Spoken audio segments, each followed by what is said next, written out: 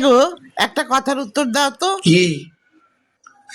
বলছি কি, বিয়ের সময় অধিকাংশ ক্ষেত্রেই দেখা যায় যে মেয়েরা লাল রঙের বেনারসি পরে, এর কারণ কি তুমি জানো গো? জানি তো, কিন্তু নির্ভয় কমু।